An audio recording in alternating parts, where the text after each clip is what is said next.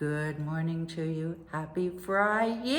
Yes, you made it. I didn't even mention yesterday that it was Thursday and that you were almost there. I was so concentrating on the content, but yes, it is Friday if you're working Monday to Friday, or even if you're not. I have a client who's, she's quite happily early retired, and but she still looks forward to the weekend just because it's just a habit. Who am I? I am Kitti Anders with declutterthebrain.com.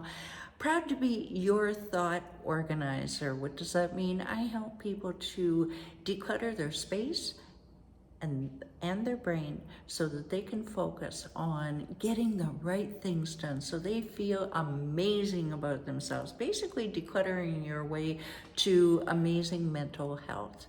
Now, one thing that can really take a toll on your mental health is moving. Yeah, am I right? Oh, geez. Just did it a few months ago, and we've all helped people move, or we have all moved. And the older you get, but even between 20 years old and 40 years old, you're going to accumulate stuff.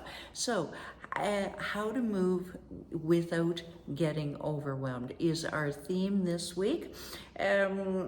First off, very first thing, start making lists. Start making lists of your lists. Keep everything. I know you're going to remember to call the cable company. You're going to remember this. You're going to remember that.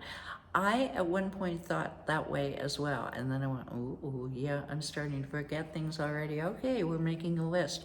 Here's a really good, I believe, a good tip that has worked for my clients, which is keep everything in all your information in one book, one notebook, one central location, all your phone numbers.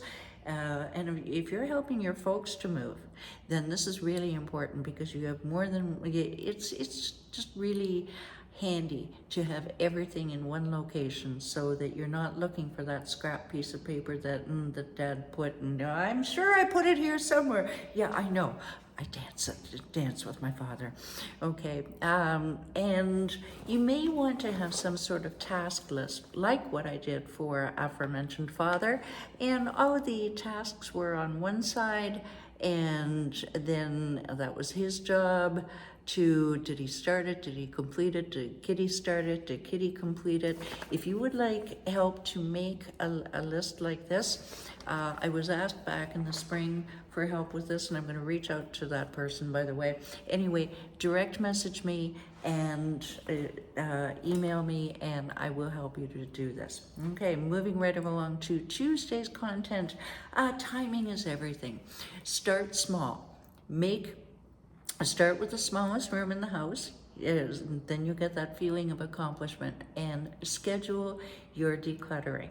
Don't say, well, you can do whatever you want, but I suggest that you schedule small amounts of time, 45 minutes to an hour. You can get a lot done, and you won't, it'll make it less of a chore and more of a job. And if you schedule it first thing in the morning, get it out of the way. Why not? And also, you're more alert. You can do that. You can make all of those tough decisions. And then when you start to get tired, that's called decision fatigue, and then you can stop it. With no guilt, and go for an ice cream sundae if you want.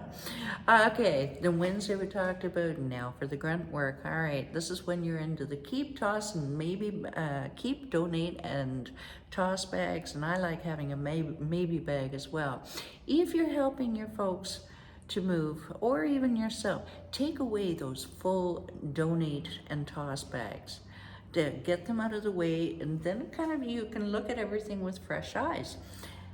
I suggest labeling bags, certainly color coding your bags. Green for garbage, blue for donate, clear for keep, what have you, but make it a system that everybody understands, so that valuable things do not get thrown away. All right, yesterday we talked about patience as a virtue. Now, you or your parents may keep more than is realistic. Okay, so this is why Don't try to do all your decluttering at once. You want to do the bulk of it, and then you'll go back and look at it with fresh eyes.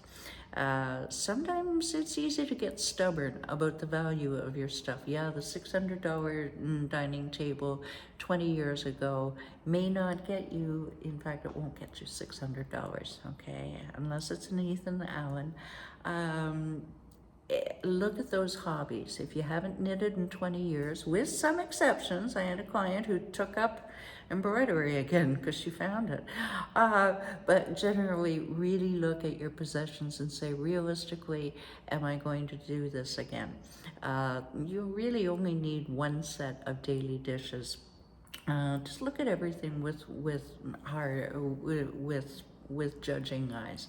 Now, today we're gonna take a sentimental journey. Now, this can be heartbreaking. You're gonna be going through memories. If you're helping your folks, you're helping them with memories. So be patient and be a good listener. Kieran, who helped me move here, he was terrific with that. He let me cry, he let me reminisce about a few things, and then he was like, bam, let's move on, okay?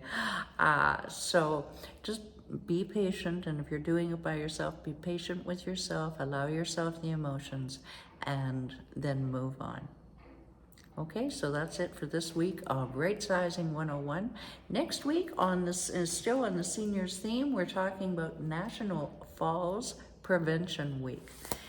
Yep, I really enjoy it. Hey, well, I don't enjoy falls certainly, but we're going to be preventing falls next week. In the interim, download your 7 easy steps to conquer your physical and mental clutter. And while you're there, go ahead and book a quick and no-cost call with me, and let's see if we can get you decluttered faster than you ever thought possible, and stay that way. All right, have a terrific weekend, everybody. Bye for now. And if the remote doesn't work, we'll do it the manual way. Bye.